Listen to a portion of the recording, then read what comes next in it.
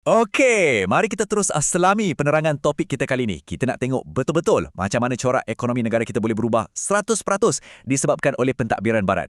Anda boleh anggap penerangan ini macam peta laluan silibus sejarah tingkatan 3, bab 6 anda. Jom kita mulakan. Jadi sebelum apa-apa hal, kita kena tanya satu soalan asas ni. Cuba anda bayangkan, macam mana British merekayasa geografi negara kita ni dan menukarnya jadi satu enjin pengekstraksian gergasi. Mereka nak keluarkan sumber bernilai tinggi macam biji timah dan getah kan? Semestinya kawasan pedalaman yang tebal dengan hutan tu perlu dihubungkan dengan dunia luar. Tapi, macam mana agaknya mereka buat tu? Untuk faham proses ni, kita akan telusuri 5 bahagian utama. Kita tengok bermula dari keperluan sistem infrastruktur, 3 fasa kereta api, perkembangan jalan raya, udara dan laut, kemunculan pelabuhan moden sehinggalah ke rangkaian telekomunikasi. Okey, masuk ke bahagian pertama, keperluan sistem infrastruktur. Apa sebenarnya yang buatkan pembangunan tu jadi laju sangat pada waktu tu? Sebenarnya kan, matlabat utama British masa tu memang 100% untuk ekonomi. Infrastruktur yang mereka bina tu bukanlah untuk mudahkan orang tempatan pergi bersiar-siar ke sana-sini. Tak, sama sekali. Ia dibina khusus untuk mengangkut getah dan biji timah dari tempat pengeluaran terus ke pelabuhan. Pendek kata, semuanya sebab satu benda, ekspor. Lebih cepat barang sampai ke pelabuhan, lebih cepatlah keuntungan berlipat ganda masuk. Seterusnya, bahagian kedua, 3 fasa kereta api.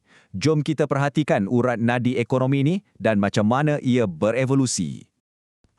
Garis masa ni sangat penting ya, terutamanya untuk persediaan exam anda. Kalau anda perhati betul-betul, fasa pertama dari tahun 1885, ia cuma laluan pendek je. Sekadar nak sambung kawasan Lombong terus ke pelabuhan, macam dari Taiping ke Port Wealth. Lepas tu, masuk fasa kedua bila negeri-negeri Melayu bersekutu mula dibentuk, mereka bertukar gia menyambungkan bahagian utara dan selatan pula. Dan kemuncaknya pada fasa ketiga dari 1910 hingga 1931, seluruh tanah Melayu dah pun berjaya disambung dan disatukan. Siap boleh bawa penumpang awam lagi. Visual di sini pula jadi bukti yang sangat menarik tentang macam mana sistem ni berkembang luas sampai ke Sabah. Anda boleh tengok stesen Bukau yang dibina seawal tahun 1896 dan stesen Jesselton pada tahun 1904. Pembinaan landasan kereta api di pantai barat Sabah ni memang fokus utamanya untuk tampung pembukaan ladang-ladang getah yang baru masa tu. Okey, kita masuk pula bahagian ketiga, jalan raya, udara dan laut. Kita tengok macam mana sistem pengangkutan ni makin pelbagai dari masa ke masa.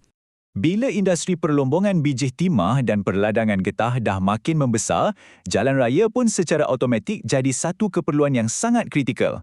Bermula tahun 1902, jalan raya dibuat jauh lebih lebar. Sebab apa? Mestilah sebab nak bagi ruang untuk kenderaan bermotor macam lori, bas dan kereta lalu lalang. Impaknya sangat besar sebab menjelang tahun 1939, seluruh negeri dah pun berhubung dan ini secara langsung telah membuka banyak kawasan pertempatan baru di negara kita. Fakta yang ni mungkin buat anda sikit terkejut. Anda tahu tak, penerbangan domestik awam di negara kita ni dah wujud seawal tahun 1937 lagi. Ya, betul. Pesawat DH-89 Dragon ni diuruskan oleh syarikat Wern Air Service dan ia hubungkan kawasan-kawasan utama macam Singapura, Kuala Lumpur dengan Pulau Pinang. Cuba fikirkan, sangat maju kan untuk zaman tu? Kalau di jalan laut pula, laluan atau arteri ekonomi ni dikawal rapat oleh syarikat-syarikat gergasi macam Strait Steamship yang wujud sejak 1890. Kapal-kapal wap ni ibarat talian hayat utama di kawasan pesisir pantai. Mereka lah yang angkut buruh, bawa bekalan makanan dan juga angkut jentera-jentera berat. Jujurnya, tanpa kapal-kapal ni, industri perlombongan kita mungkin lumpuh. Bahagian keempat, kemunculan pelabuhan moden. Ini adalah titik-titik akhir di mana segala hasil kekayaan bumi kita nak diangkut keluar ke seluruh dunia.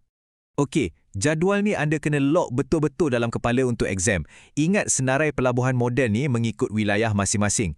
Bila sistem ekonomi British makin meluas, pelabuhan-pelabuhan tradisional kita mula tenggelam dan tempat tu diambil alih secara agresif oleh pusat-pusat pelabuhan moden macam Port Swettenham di Selangor, Kuching di Sarawak dan Sandakan di Sabah. Gambar-gambar arkib ni pula menunjukkan dengan jelas betapa besarnya skala pelabuhan-pelabuhan ni dan betapa sibuknya keadaan pada masa tu. Sebelah kiri tu pelabuhan Kuching pada tahun 1910 dan sebelah kanan tu pula pelabuhan Sandakan di era 1880-an. Boleh tak anda bayangkan, beribu-ribu tan hasil bumi negara kita diangkut keluar dari dermaga-dermaga ni pada setiap hari. Skalanya memang amat luar biasa. Bahagian terakhir kita, bahagian kelima, rangkaian telekomunikasi. Mari kita kaji macam mana sistem saraf yang mengawal semua operasi besar ni berfungsi. Sambil sistem pengangkutan naik mendadak, British bawa masuk juga sistem pos, telegraf, telefon dan juga radio secara agresif. Persoalannya, kenapa perlu semua infrastruktur rumit ni? Jawapannya mudah, untuk pastikan komunikasi pantas dengan pasaran antarabangsa dapat dicapai. Selain tu, ini nak pastikan urusan birokrasi dan pentadbiran mereka berjalan sehabis lancar tanpa sebarang halangan. Bayangkan, harga turun naik biji timah kat London pun para pelabur British boleh tahu serta-merta kat sini. Poin yang paling penting yang anda kena nampak kat sini ialah kepantasan teknologi ini disebarkan selari di pelbagai wilayah. Mula dengan wujudnya sistem pos kat Kuala Lumpur pada awal 1880, lepas tu telegraf antara KL dengan Melaka pada 1886, sampailah wujudnya rangkaian telegraf merentasi laut yang menghubungkan Kuching dan Singapura menjelang 1897. Pendek kata, rangkaian komunikasi inilah yang secara literal mengikat ekonomi tempatan kita terus kepada pasaran global. Dan bangunan yang gah ni seolah-olah membuktikan betapa utuh dan kekalnya fasiliti yang mereka bina tu. Bangunan pejabat pos yang tersergam indah kat Sarawak ni siap dibina pada tahun 1933. Secara tak langsung, ia terus jadi satu lambang kepada kerancakan pelbagai aktiviti ekonomi dan kelajuan komunikasi pada zaman tu. Kesimpulannya, kita dah nampak bukti kelajuan luar biasa mengenai perkembangan sistem kereta api, jalan raya, kemunculan pelabuhan moden, sampailah ke rangkaian telekomunikasi. Tapi sebelum kita tamat, saya nak tinggalkan anda dengan satu soalan kritikal ni untuk difikirkan. Adakah semua pembangunan infrastruktur gergasi ni benar-benar dibina demi kemakmuran dan kesejahteraan rakyat tempatan kita pada masa tu? Ataupun ia sekadar diwujudkan semata-mata untuk memuaskan ketamakan dan kepentingan ekonomi pihak British semata-mata? Fikir-fikirkanlah jawapannya.